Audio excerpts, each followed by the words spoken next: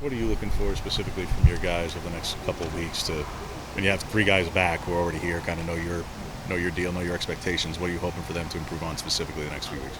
Just look for them to fine tune everything. The most important thing I want to see is being disciplined in all aspects of the game. A lot of times the coaches, we just think about on the field. I'm thinking about off the field too. How they living off the field, how they take care of their bodies. But for us on the field, on the football, knowing their assignments. You mentioned those 3 guys in particular, Bucky, Noah, and Jordan James. I look for all 3 of them just take another step in being able to help the offense. Dante have to be limited at all for last week just because of the accident, or he been full go and everything? Nah, he been good to go. Him and Jaden both doing a good job, so he been good to go. I was going to ask, just how have you seen Dante and Jaden progress since spring? I think people were pretty impressed with what they looked like then, but how do they look now? I mean, they're doing good. Look, in that room there, I don't coach in a microwave way. I'm old school.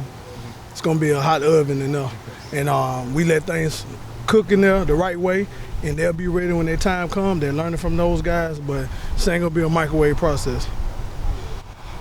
What do you want to see from them specifically tomorrow in the scrimmage? I just want to see all the most important thing on the football. No balls on the ground, no MAs. I want to see all of them come out healthy, and I want to see all of them having an impact on special teams. I told my guys before, you want to play in the NFL, there's a couple things you got to be able to do now. You got to be a multifaceted back, and you got to be able to play catching the ball, running the ball. And you got to be able to play special teams. If you can't do that, you only dream about playing in the NFL. A lot of people saying they devaluing the running back position, or they're trying to be without the position. It's like R&B position, like music. You really can't have music without what R&B.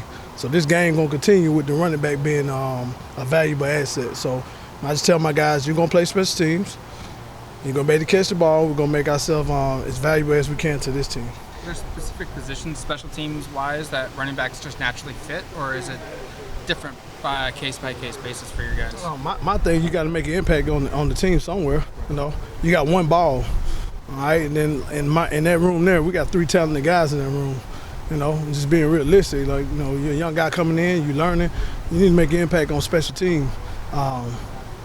You want to see a young man's true sacrifice. You'll see it through special teams, and you just learn the game from there. You got to put the team first. Can't always be about you. Where do they play then special teams? Whether it be kick return, maybe running down on kickoff, punt pressure, punt return. Wherever we can put them out there. But I think now, being a running back, you got to be a football player. And if you're not running the ball, you can go on special teams and have an impact. We saw Bucky at the end of the last season do some of that kickoff return stuff.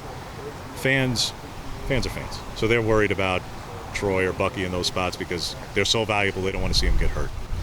Philosophically, as a coach, why are you not only okay with it, but you're totally comfortable with Bucky doing it? Because, hey, like you say, someone's got to do it, and you want a valuable guy. If you have a guy who can do it, someone has to. I think we got a couple guys back there that can return kicks this year. But Bucky is a value asset. But Noah Wilson and Jordan James ain't no slouch. It's not very much to separate those 3 guys. I don't listen to fans. I listen to my head coach, and I listen to what Carlos Locklyn has to think about when it comes to his back. So, he's a football player, play football. Jordan last year was primarily short yardage, goal line. Is he ready to take a bigger role in year 2 for him? That was a big role last year for a freshman, for us to give him the ball 4th and 1. So I don't know how much bigger it's going to get. When his number called, he go in and play. Those guys I have in the room, we play as one. I tell them, man, the minute you start reading your newspaper clippings, you finna fall hard. So he had a big role last year, so ain't nothing changed for him. His number call, go and do your job and be good to go. So, How have you seen him grow, though? Just where has his game improved since last year? The biggest thing is in the weight room. I think he had a great guy to follow in the weight room. He works out with Noah Whittaker. I think Noah Whittaker's gone from 190 pounds to 205, 207. And then Jordan last year was at 213. Now he's around, right under 205, lean. He looks good. So I'm seeing his growth in the weight room. He's understanding this is not high school where I get the ball and I can just run over everybody. He's understanding run concepts, where he fit in run concepts, what his reads are. He's growing as a football player. He's learning to become a running back. So I say knowledge of the game has grown. And like I said, that's on me too. That's my job, is to get these guys thinking the game mentally. Dan talks about different messaging, talking about like good to great being a big part of the team motto and ethos this year. Do you, as a member of the staff, like, do you look into not just like his messaging, because you follow what he's preaching there, but I'm talking about like where it comes from?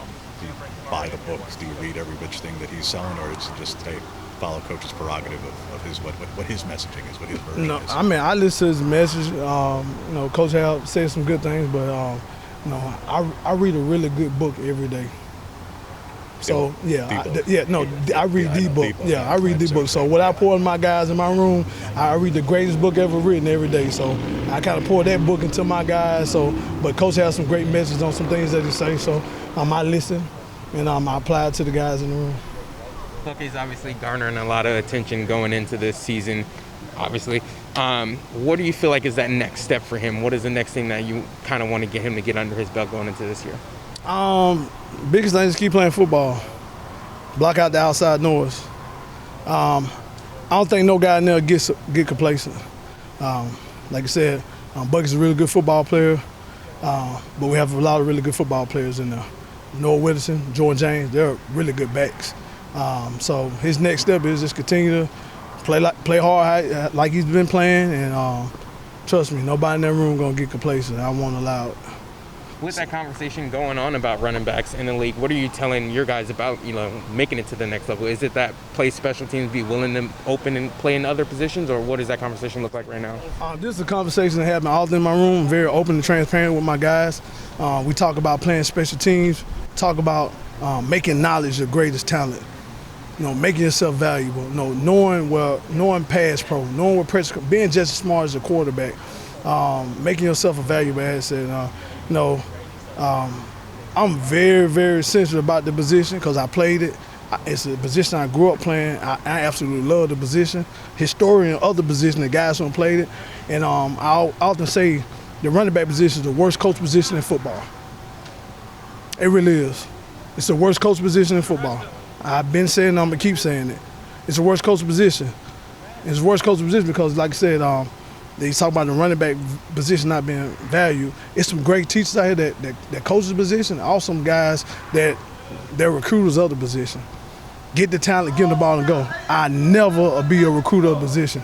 I evaluate and I'm a developer. I'm going to develop the position, but it's the worst coach position in football. It really is. But I love the position, try to pour into these guys, get them thinking like quarterbacks, just playing the running back position. And like I tell people all the time, your running backs are going to take on the mentality of the guy that coaching them. I'm a dog. My guys play like that. They're disciplined, they're going to play hard, and they know I do not play. We're going to be a physical bunch. Simple as that. Real dog. When you have the depth of talent that you have, and now the receiver room also has some pretty explosive weapons as well, what does that offer by way of just for scheme options that maybe weren't there as much last year for more 20 or 21 or 22 that, again, just maybe didn't have there either because proven depth at your position or more explosive weapons at receiver that just weren't necessarily around last year? Man, number one, I work for a real smart head coach. Coach Lane, a very smart dude. Not just defensive minded, but offensive minded as well. This offense that he developed here is for playmakers. And I was at a place in Memphis, Tennessee where there's pretty good players, and we knew how to give them the ball. We got some guys in that running back room that they can line up, particularly Buck and Noah can line up anywhere. Coach Landon gonna make sure they get the ball. Coach Stein gonna make sure they get the ball, and I'm confident whatever they ask my guys to do, we're gonna be ready to go. Whether that's running, whether it's blocking, whether it's playing special team, it's an unselfish bunch in there, and I demand that of them. But wherever Coach Landon tell those guys to go, whatever we can help the team, that's what we're gonna do.